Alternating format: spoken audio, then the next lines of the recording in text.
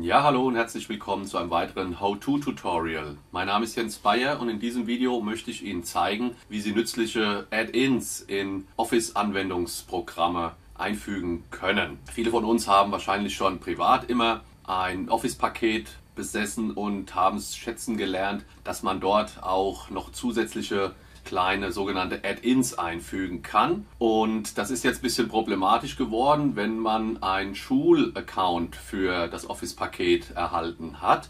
Ich zeige Ihnen gerade mal, wo das Problem ist. Hier rechts in PowerPoint bin ich jetzt mit meinem Schulaccount angemeldet und möchte jetzt hier gerne eine sogenannte Add-in einfügen. Es ist jetzt ein bisschen verkürzt hier, aber man kann es, denke ich, noch erkennen. Da gibt es hier die Möglichkeit über Add-ins und da gibt es hier im Microsoft Store die Möglichkeit, diese kleinen sinnvollen Helferlein in die Office-Anwendungen mit einzubinden, oder man hat schon welche und kann die sich dann anzeigen lassen und dann damit auch arbeiten. Jetzt ist das folgende Problem: Wenn man hier drauf geht, sieht man hier oben, ist man im Office Add-ins Store. Da könnte man die sich jetzt normalerweise holen, aber da das jetzt ein, ich sag mal, von der Schul-IT verwaltetes Office-Paket ist das ausgeschaltet. Das heißt, man will nicht, dass die Leute sich ihre Office-Anwendungen mit diesen zusätzlichen Add-ins ergänzen. Deswegen ist das abgeschaltet. Das ist natürlich ärgerlich, wenn man das trotzdem machen will. Gibt es einen kleinen Trick, und zwar hat man ja hier oben, sieht man, wer angemeldet ist, und da sieht man auch das Anmeldekonto, mit dem man drin ist, und das wäre jetzt hier meins von der Schule.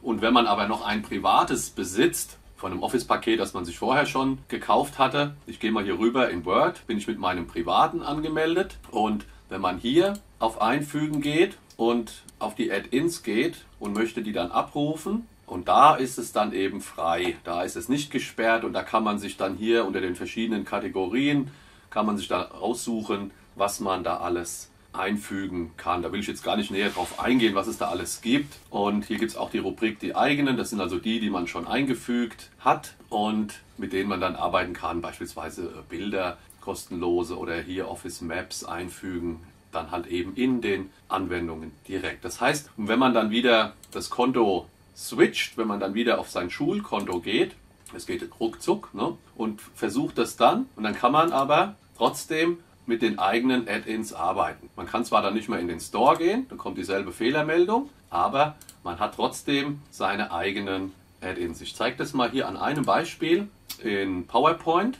Und zwar einmal sieht man hier hinten diese Add-ins, die sich hier direkt in die Menüleiste eingebaut haben. Das sind so verschiedene Sachen, die man hier ergänzen kann. Und eine ganz schöne Sache, die ich gefunden habe, ist hier diese Comic Characters. Wenn man seine Präsentation ein bisschen aufhübschen will mit Figuren, dann kann man das hier machen und kann sich da entsprechend Figuren aussuchen und die dann auch in verschiedenen Outfits bzw. in verschiedenen Posen einfach in die Präsentation einbauen, so wie ich das jetzt hier gerade mal gemacht habe, und kann die dann weiter bearbeiten und kann dann die Präsentation damit aufhübschen. Also man kann auch mit seinem Schulaccount diese Sperre umgehen, indem man auf seinen privaten Account wechselt und danach wieder zurückwechselt, und dann hat man trotzdem diese Ergänzungsmöglichkeiten. Okay, ich hoffe, das hilft Ihnen für die tägliche Arbeit und wünsche viel Spaß beim selber ausprobieren.